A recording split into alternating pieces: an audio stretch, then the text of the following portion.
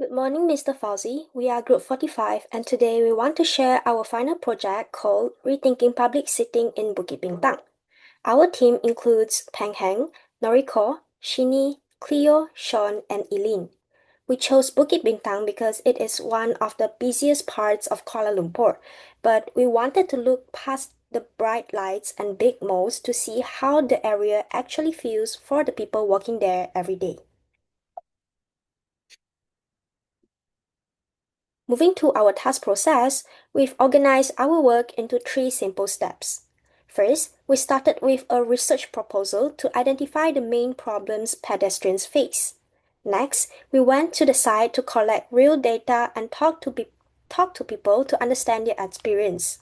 Finally, we created design solutions that are practical, easy to build, and make a real difference for the community. Our main theme for this project is designing urban futures.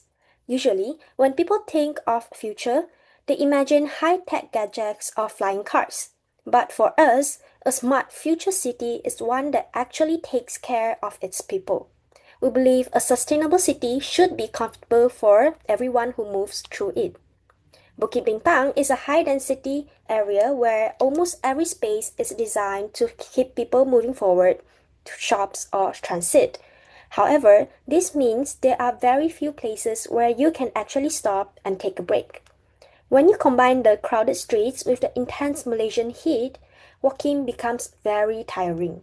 If you look at our research, you will see that people are already trying to find places to sit on the planted edges or low walls because they are exhausted. We don't think these people are misusing the space. Instead, we see it as a sign that the city is missing proper seating. Our goal is to add small resting spots into the existing environment to make walking easier for everyone. When we started brainstorming, we came up with three different ideas. Our first idea was called the last 50-100 meter comfort corridor, which focused on adding covers for people walking to the LRT stations. Our second idea was called Memory Lane Sonic Paths, which use sound and nature to make the walk less stressful. In the end, we chose our third idea, which is rethinking public seating in Bukit Bintang. We picked this because it is a smart and low-cost way to help people immediately. Instead of building huge structures, we've looked for founded spaces. These are empty or underutilized corners that are already there but aren't being used well. By turning these areas into comfortable, heat-resistant resting spots, we can help commuters and tourists without needing to spend a lot of money or do major construction. To make sure our design was actually what people needed, we spent time on the streets doing observations and interviews. We also did a survey with 54 people, and the results were very clear. If you look at the rings on the right, you can see that over 81% of people said they felt tired from walking, and 87% said the heat was a major problem. Most importantly, even though almost 80% of people wanted to take a short rest, half of them felt there was nowhere good to sit. Right now, people are forced to lean against poles or sit on dirty curbs just to take a break.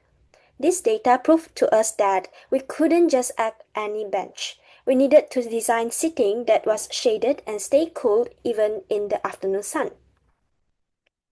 Now, we want to show you our 4 design solutions. In this first example, you can see people sitting on a rough, narrow concrete ledge because there are no chairs nearby. This is very uncomfortable, especially for elderly people. Our new design replaces that ledge with a proper wooden bench with metal supports. It makes the area look much better and gives people a decent place to sit. Next, we found several decorative lawns that are roped off so no one can use them. In a crowded city like KL, we think it's better to let people enjoy these green spaces. We propose adding wooden benches all around the edges of these lawns. This turns a space that was just for looking into a place where shoppers and tourists can actually sit down and relax. We've also looked at the monorail entrance, which is always crowded with people waiting for trains or trains. Now, everyone has to stand around in the heat. In our design, we added wooden benches and ceiling fans under the roof. This makes the area feel much cooler and turns a stressful waiting area into a comfortable lounge. And finally, we have our biggest plan for the wide open walkways. Since this is where the sun is strongest, we combine high quality wooden benches with large wide shade cells and cooling mist fans. This creates a much cooler environment and solves that 87% heat problem we found earlier.